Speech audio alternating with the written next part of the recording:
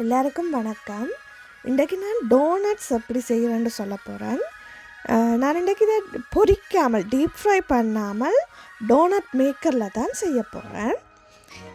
இதுக்கு தேவையான சாமான்களை பார்த்தீங்க என்றால் 125 கிராம் பட்டரை மெல்ட் பண்ணி வச்சுருக்கிறேன், 3/4 கப் பால், 1/2 கப் சீனி, ஒரு முட்டை, 1/2 கப் plain flour கோதுமை மா, 1/2 தேக்கரண்டி பேக்கிங் பவுடர் தேவை டோனட் செய்கிறதுக்கு. முதல்ல நான் முட்டையை லைட்டாக பீட் பண்ண போகிறேன். கணக்கு அடிக்க தேவையில்லை, சும்மா அதை மிக்ஸ் பண்ணிட்டால் ஓகே.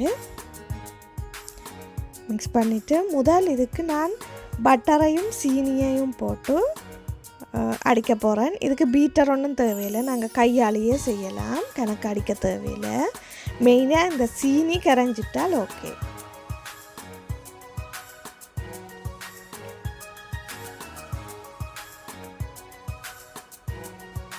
இதை அடிச்சுட்டு இனி அந்த அடித்து வச்ச முட்டையையும் இதுக்கெல்லாம் விட்டு அடிக்க போகிறேன்.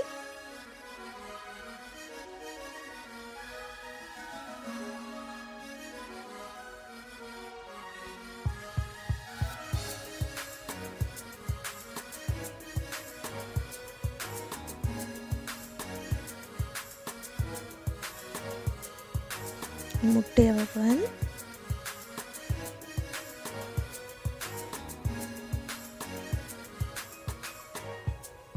முட்டையை விட சீனி ஓரளவு கரைஞ்சிடும். பிறகு அடுத்ததாக பாலை விட ஃபுல்லாக கரைஞ்சிடும். எல்லாம் ரூம் டெம்பரேச்சரில் இருக்கணும். இப்போ பால் குளிராக இருந்ததுண்டா பட்டர் இறுகிடும்.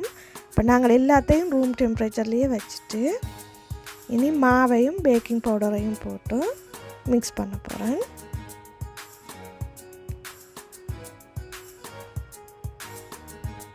மிக்ஸ் பண்ணிவிட்டு டோனட் மேக்கரை முதல்ல கொஞ்சம் வார்ம் பண்ணி வைக்கணும்.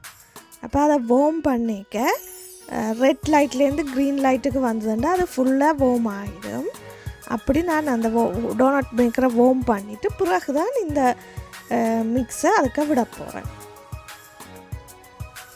டோனட் மேக்கர் க்ரீனுக்கு மாறப்போகுது. மாறிட்டு இனி கொஞ்சம் ஆயில் ஸ்ப்ரே பண்ண போகிறேன். நல்லா ஈஸியாக எடுக்கலாம், இல்லாட்டி அதில் சில நேரம் ஒட்டுப்பட பார்க்கும். அப்போ நான் கொஞ்சம் ஆயிலை ஸ்ப்ரே பண்ணிவிட்டு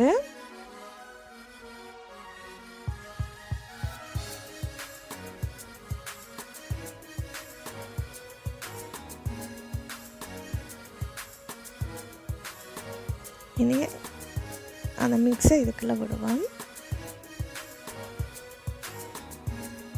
மிக்ஸை விட்டு மூடி வச்சிங்கன்னா 6 மினிட்ஸ் காணும். இது உண்மையாக பேக் பண்ணப்பட 6 மினிட்ஸில் அந்த லைட் மாறும். இனி திருப்பி அது ரெட்டுக்கு போய் க்ரீனுக்கு வந்ததுண்டால் குக் ஆகிட்டுது. இப்போ திறந்து பார்த்திங்கன்னா டோனட் நல்ல வடிவாக பேக் பண்ணப்பட்டு நல்ல வடிவாக வந்திருக்கு. இனி இதுக்கு உங்களுக்கு தேவையான டாப்பிங்கை உங்களுக்கு விருப்பமானதை விடலாம். நான் சாக்லேட்டை மெல்ட் பண்ணி மேலே விடுறேன். நார்மலாக பிள்ளைகள் சாக்லேட் டோனட் தான் விரும்புகிறவ.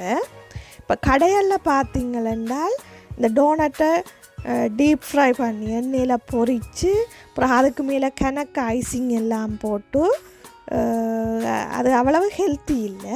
அதால் நாங்கள் வீட்டிலேயே இப்படி டோனட் செய்து பிள்ளைகளுக்கு கொடுத்தோமென்றால் ஹெல்த்தியாக இருக்கும். நல்லா ஐசிங்கும் கணக்க விடையில் பார்த்திங்கன்னா நல்ல ஹெல்த்தியான பேக் பண்ணின டோனட் ரெடி ஆகிட்டுது. நீங்களும் ட்ரை பண்ணி பாருங்க.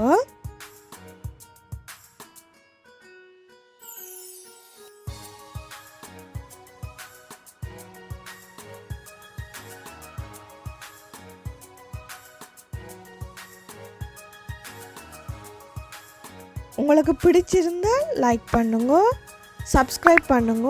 இன்னும் ஹெல்த்தியான ஃபுட்ஸ் நிறைய ரெசிபீஸ் வந்து கொண்டிருக்கும்.